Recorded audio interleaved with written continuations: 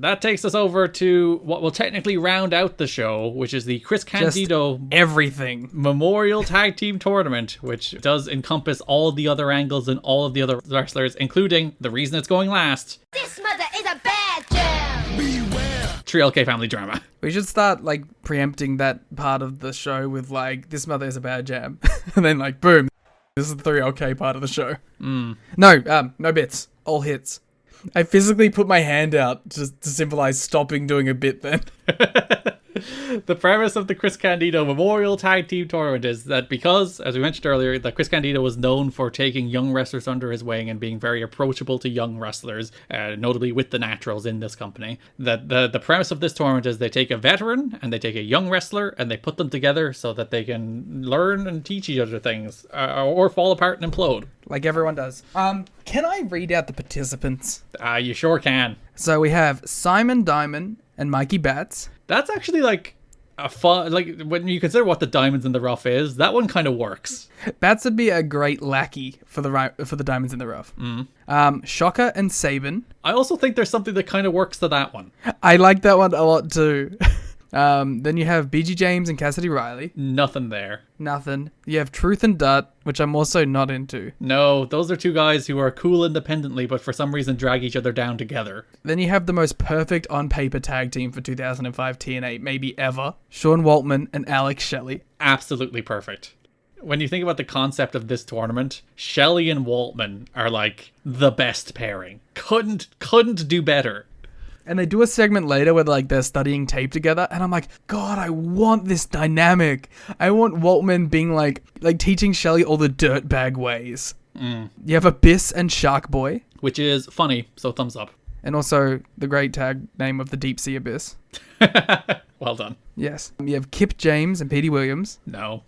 Just no? Nope. And you have Conan and Hoyt. Which is the worst vibes of any of these teams. It's the worst vibes, but still two of the better wrestlers. But like, when I saw this bracket, I was like, God, give me Shocker, Sabin, Waltman, Shelley finals. Well, you were very happy. I was indeed. So the opening round match, Shocker and Sabin defeat Simon Diamond and Mikey Batts. Mikey Batts looked good in this. Yeah, because he was wrestling Sabin and they had a real good like little exchange where they were just wrestling for like 2 minutes and just doing wrestling. Yeah, it was good. I also liked Simon Diamond in this. Simon Diamond had, there was some good Diamonds in the Rough content this month. Oh, you love that Elix Skipper against Apollo match? I do kind of love that Elix Skipper Apollo match. No, it's the Sanjay match you love. Sorry, it's the Sanjay match I love. I love that match because, I'll talk about it now because why the hell not? There's no other reason to talk about it, yeah.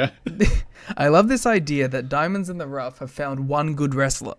One guy that they can get behind, and the shtick should be that they realize they have one guy to get behind, and everyone should cheat to try and help that one guy win, knowing that the rest of them are useless. It works. There's something there. And it was really good, specifically in that Sanjay match, where they're like, we know we only have one guy, let's use every trick in the book to try and help the one guy. To beat Sanjay Dutt. But he should be that should have been the whole shtick, like, against everyone. That they're not like a cool act, or he's not like mentoring them. It's like those two are just hangers on for Elix Skipper's talent. Yeah, it would be perfect. And like the others should never wrestle. It should only be them interfering, trying to protect Elix, who made an appearance recently. Yeah, he was backstage at the center stage taping. It's the first time I think he's been at a show in a very long time, and he looks very well. Let's get him on a Slammiversary. Doesn't look like he's aged that much. No. In a photo of people who didn't look like they've aged that much. Yeah.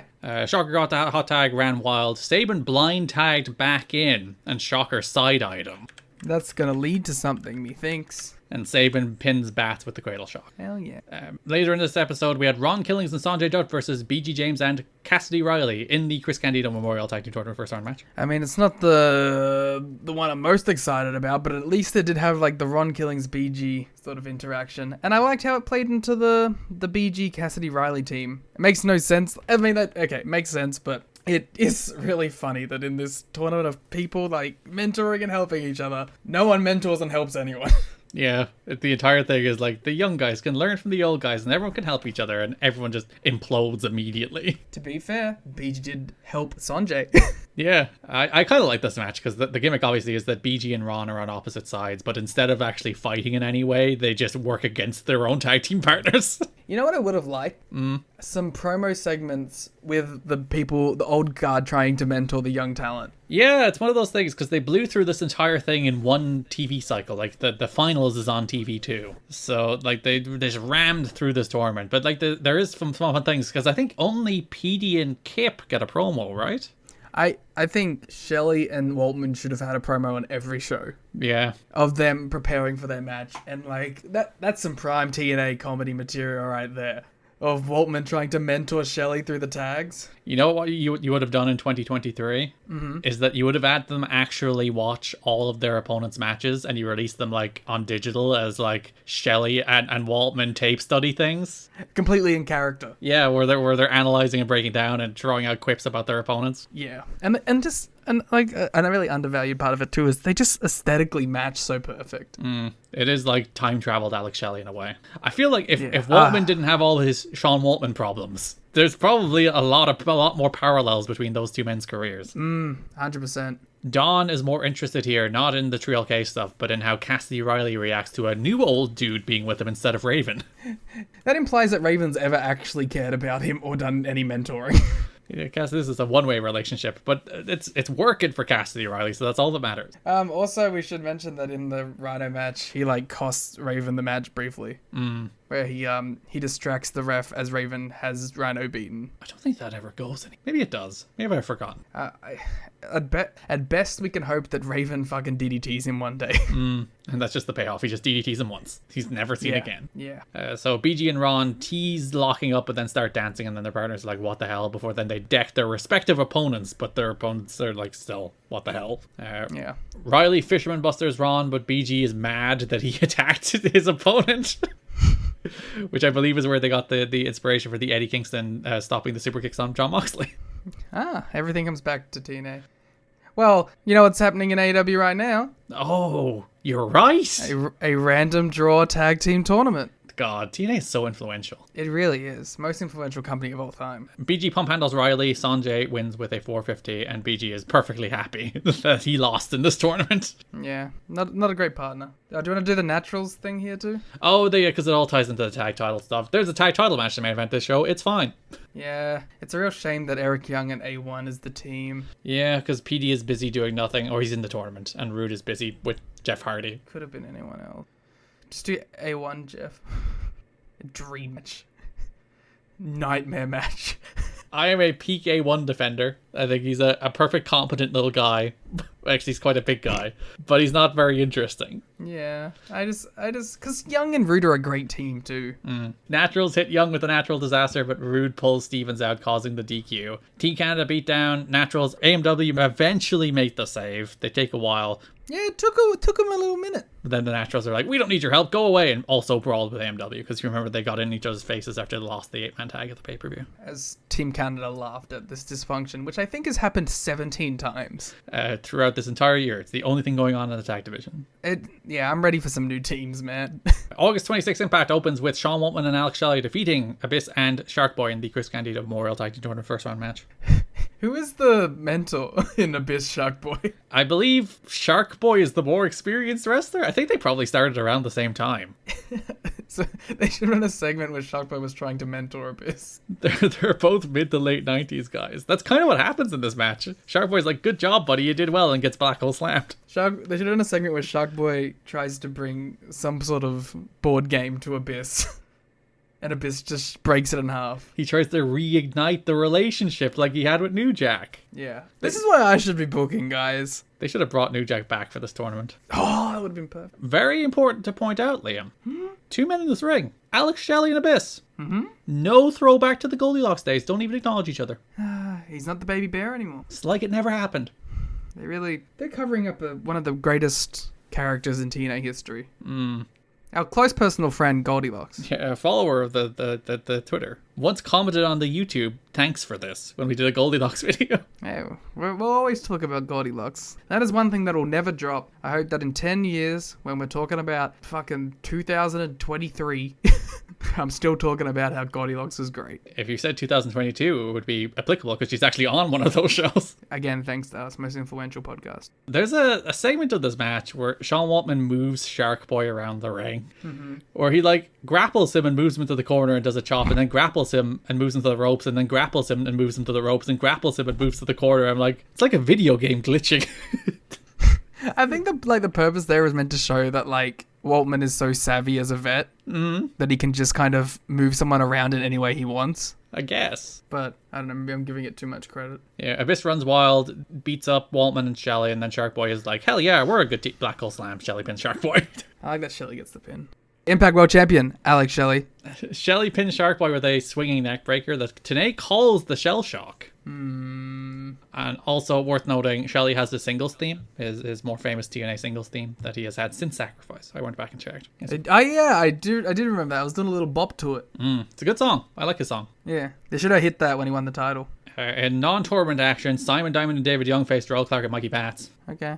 Batts and Clark come out to what would become ODB's music. I don't remember. In a small touch, Rudy Charles was back as referee for this match. He wasn't refereeing the previous week because he took a gore, so they made him miss a week. And he went down to count pins in this and started selling every time he did. It's like, that's nice detail. That's the kind of detail that would get any other company a like shit ton of credit with wrestling fans. But it's TNA, so they'll never get credit. Yeah, Young lariats Clark and pins him with a spine buster. Simon Diamond kind of mean to David Young in this match too. He has to get something out of him. He has to bring it out. He has to beat it like you beating me with your whip or with your belt. He has to beat it into him. Which I don't do, because I'm a professional. I do it with my words. Ties me to the Abyss Radiator. Don't tell them that. Lance Hoyt and Conan face Kip James and Petey Williams. Before the match, Kip and Petey have a backstage promo that is blocked in a way that makes the size difference between them look absurd. You know, we haven't talked about this before. What the fuck is the TNA cameraman doing? Making Petey Williams look very short on this show. And just like swaying around like a fucking weird pervert. Yeah, it's like Cloverfield. Why do they do that all the time? Abyss is actually walking backstage, so they're just selling it. I'm sick of it. I hate it. I hate shaky cam promos. You want steady cams? Yes! Kip insists that a veteran doesn't mean old, just means experienced. Sounds like someone who's very secure. But their tag experience in the Canadian Destroyer guarantees victory. Monty walks up as like, whenever you're done with this fucking shit, we still need to beat up Trio K. Yeah. And then Jarrett comes in and is like, guys, you're gonna get fired. And Petey's like, we're with you. And Kip is like, I'm with you. And Monty's like, you never gave me my title shot. Fuck off. I like TNA. I don't know. I'm gonna regret saying this right now, but TNA is a company that respects its law. Except with Alex Shelley and Abyss earlier on this show. Sure, but like in actual like important story elements. Where stuff happens and it doesn't just magically not happen. Yeah, which I guess most companies do that except for one. Except for when it is convenient for them not to happen, then most companies still just ignore it. Yeah. Kip is being billed from Marietta, Georgia as a little nod to his pal PG. Storytelling, lore. I don't give a shit. Kip goes for the Faymaster, but Conan grabs his leg, allowing Hoyt to hit a big boot for the win. Hoyt pinning Kip James, clean-ish. Ooh. Big win. Franchise has AMW. As we mentioned when we were talking about the X Division, Larry Zbyszko has made a 4-way tag team title match for the pay-per-view. It's elimination. It's AMW The Naturals, Team Canada, and the winner of the Chris Candido Memorial Tag Team Tournament. And they do a promo. Seems kind of bullshit that one team has to win a whole tournament. The other ones just get it. Like, you win a tournament and you get a spot in a 4-way elimination match. Yeah. It's not great. Semi-final match on September 2nd. Alex Shelley and Sean Waltman defeat Conan and Lance Hoyt. Again, it's just Shelley and Waltman being really cool. And honestly, Conan's kind of been delivering for me lately, so I'm cool for it. Because Conan is only wrestling 3-minute tag team matches. Yeah. Which are thoroughly in his wheelhouse. Yeah. Hits his big spots, throws his shoes. Boom, bam, boom, we're out of here. There was a moment where he bumped for a Waltman kick way too early.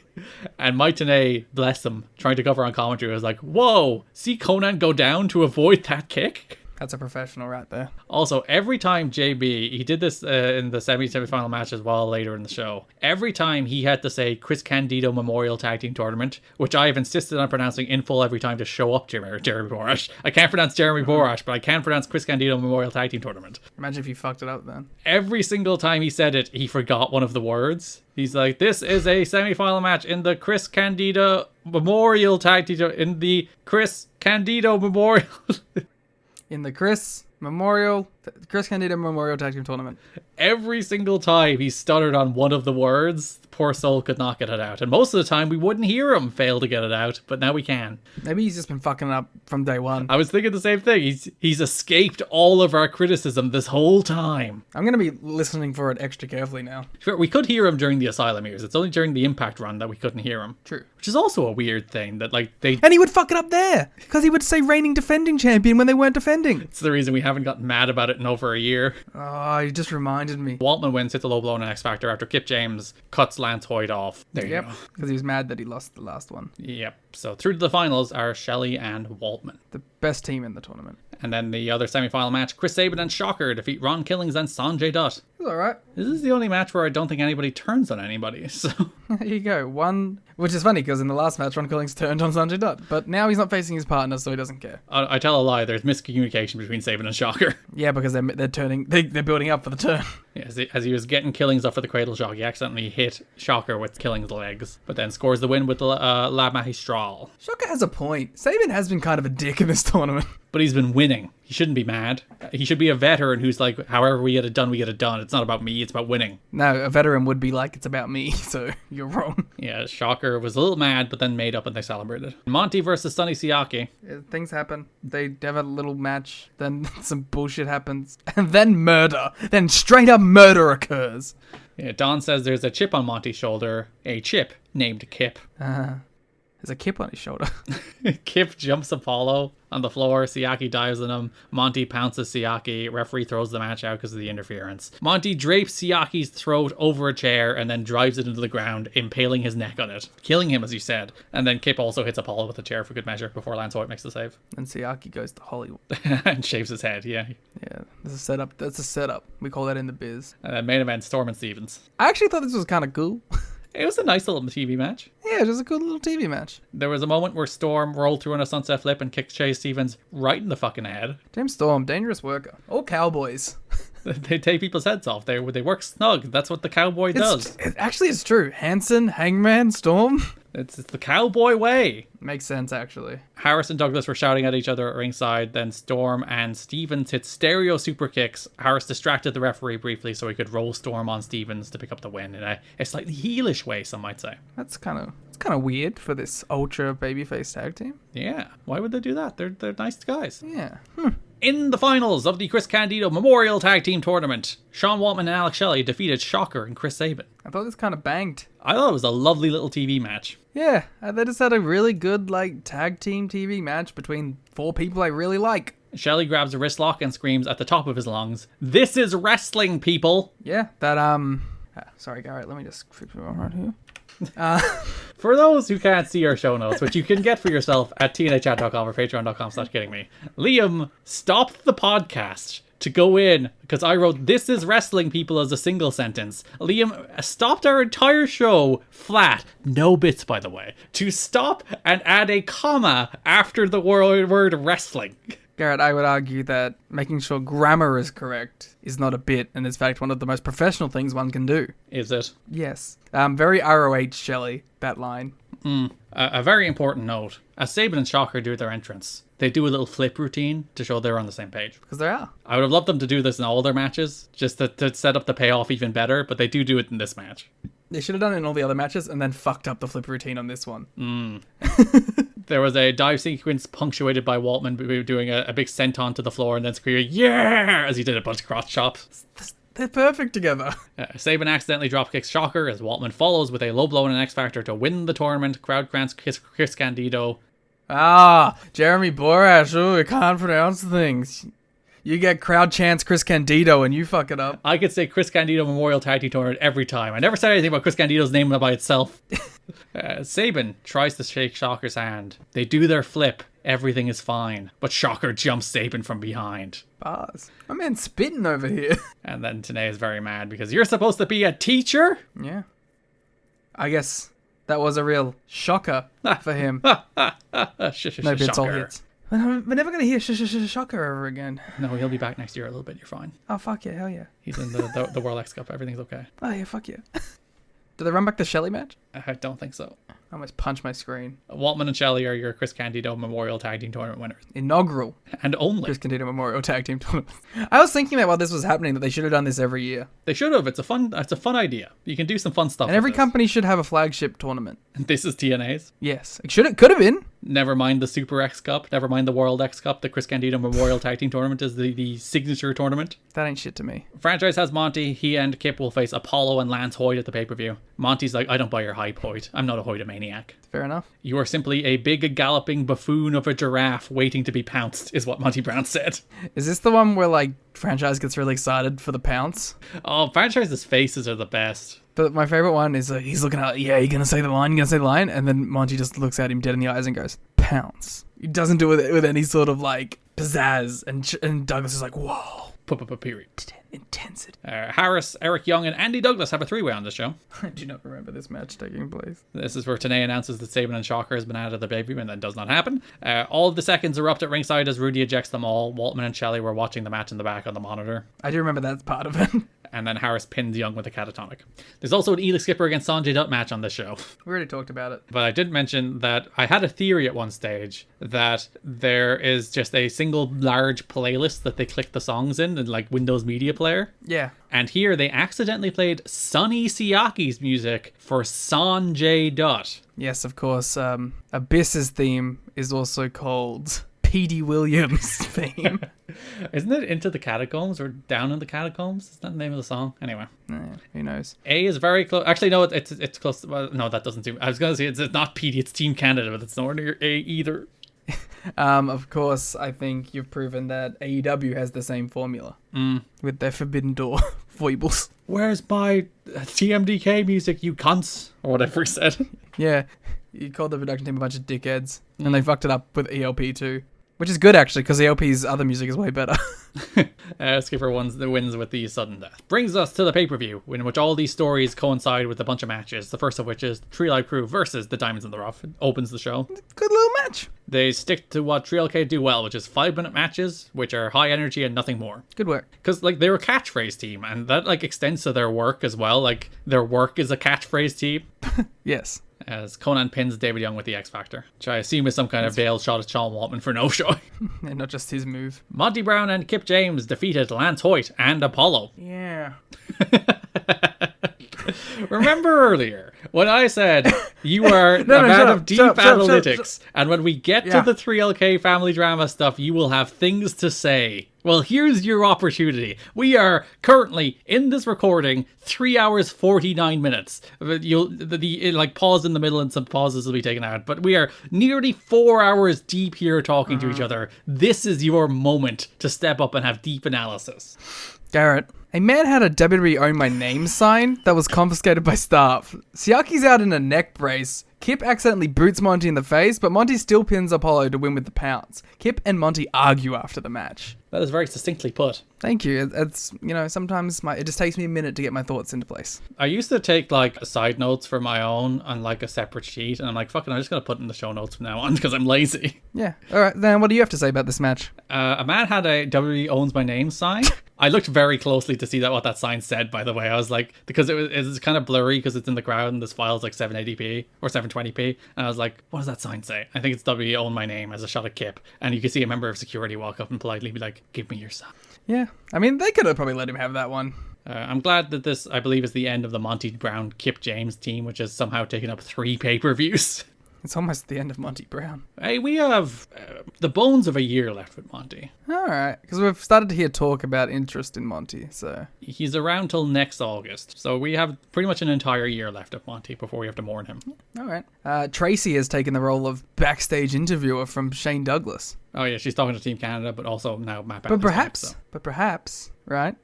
In continuation of the Chris Candido theme, Tracy, as the mentee to Shane Douglas, is taking his role. She's teaching him the ropes. Yeah. I think I was implying that she was taught the ropes, but yeah, sure, she's teaching the ropes. She's teaching Shane Douglas how this works. Yeah. Stop doing the ooh franchise thing. It's annoying. Ooh franchise. Good work on the pounce thing though. That thing was cool. I just want to say that Rude does call Hardy a half-baked nut job. I'd argue he's a full-baked one. And then the tag titles are on the line. The Naturals defeat AMW, A1, and Eric Young. And Alex Shelley does not have his partner, Sean Waltman, because he did not show up to the pay-per-view. Yes, instead he gets a lovely tag team partner who I would never accidentally say anything bad. So Franchise had Alex Shelley here in the show. He said Sean Waltman's not here. He's like, he'll come through in the end. He'll be there. But the total non-stop Alex World Tour is going to the ring with or without Waltman. Let's get into Sean Waltman watch. It's the usual stuff in that they couldn't get in touch with him in the days before. They got in touch with him, I think, around 4 p.m. the day of the show. And he's like, guys, I'll be there. It's fine. And then he wasn't there. And there's conflicting reports about whether he did or didn't show up at the hotel after the show. Dave says he hadn't been seen in like the 2 days after the show, which caused people to worry about him. But nonetheless, he did not make it to Unbreakable. It is the end of Sean Waltman in this company until 2010. Until the band's back. And it's a shame. Actually, no, he does one match in 2006. But nonetheless, he's more or less done. This is the last straw until next year. But like, it is like a real shame that like he was doing actually good stuff. Yeah. Good character work, good wrestling. And there is room to run with this stuff with Alex Shelley that sadly gets cut off immediately. I think that's a thing they probably would have dived deeper into then. It's well, like I feel like they were setting it up to be something. Yeah, and like that's cut off. And like he had good matches against Styles, he had good matches against Raven, he had good matches against Jerry Lynn. He looked like he was, you know, it's the thing we said a few times about Sean Waltman, that he is a guy who has all the talent in the world but constantly self-sabotaged, and he did it again. Yeah. And like he was just on the verge of negotiating a deal. That's the whole thing, that they were like ironing out the contracts. He had some issues with the fact that the wrestlers as well as their heirs would waive all rights to sue over injuries and death in the contract, which, you know, fair enough, but also I think that's probably in every wrestling contract because, well, wrestling companies don't want to get sued. Yeah, they tend to avoid that if possible. Yeah, but it's just a shame. It's a shame to have like a good run where he was like a real welcome presence on the show, having really good pay-per-view singles matches and setting up a really interesting team with Alex Shelley that they could have done a bunch of fun stuff with. And like, if you think about how if Waltman was around during Paparazzi Productions, that would have been so much fun. That would have been so sick. And it's all cut off here because he no-shows Unbreakable. And as I said, part of the reason it like extra strong is that they did want to like roll him out in front of the Spike executives because he's one of the better known names on the roster, and then he didn't show up for that either. So, and they're like, oh, don't worry, we have someone really professional who's a big star, Jeff. Jeff, where are you? He drops from the ceiling upside down, and Larry's like, "We told you." They're the Spike execs. But the match is fine. As you mentioned, you buried Johnny Candido, who was standing at ringside. Yeah, I didn't mean to. Because they were showing, because a friend of Candido's, his father and his brother Johnny were all there, and you're like, look at this fucking idiot. And it's like, oh, that's his brother Johnny Candido. No, I said, who's this fuckhead? I didn't, and then immediately after the words left my mouth, I realized who it was. In a nice touch, the Naturals did offer a rally towel to Candido's father, which I thought, oh, that's sweet. That is sweet. So Shelley started the match by himself, but Johnny Candido, Chris Candido's brother, jumped the rail. He ran wild. Young low blowed him, rolled him up. Shelley was eliminated. Shelley pissed. Because they did walk up the ramp together. If I were Shelley, I would have done like a full Eric Watts and being pushed off the ramp. Shelley should have been carried out by security while he insists that that wasn't his partner. Yeah, I'm still in the match. That doesn't count. That's bullshit. Chris Sabin should have run out. Just like Bobby Roode beat Jeff Hardy, Eric Young blasted AMW, Chris Harris in particular, with a hockey stick to cradle them and eliminate them too. Hockey stick budget through the roof on the show. Wow, AMW and Team Canada hate each other. They would never team up in any manner. No, they're mortal enemy. Mortal enemy. Team Canada set up for a doomsday device, but Jimmy Hart pushes Eric Young off the ropes to crotch him. Naturals hit the natural disaster in A1. They retain the world tag team titles. Yep. And that's it. That's Unbreakable. The floor for these pay-per-views, like the average like rating of the lower card matches is much higher than it used to be, which makes these pay-per-views much more enjoyable. And also they've been peaking at some pretty pretty great matches at this point. Yeah, but like the early pay-per-views in the year also had the peaks, but also had some real valleys. Yeah. This was probably like the best start to finish pay-per-view of the year. Yeah, it's like where the mid-card stuff is all at worst pretty good, and then you get Styles, Daniels, Joe, you get a good Raven Rhino match, and you get a real good Abyss Sabu match. Well, Sacrifice was really good too, except like for the It's very okay stuff.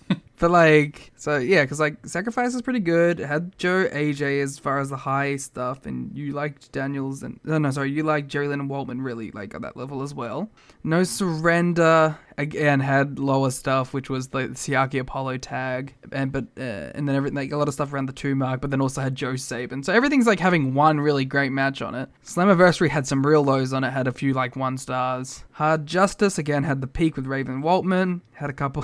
Poor Monty, he's always in these tags that are like 1.5 stars. And it's never Monty's fault. He's always just stuck in there at BG or Kip or some shite. Lockdown had a lot of lows, but had 2 really great matches on it.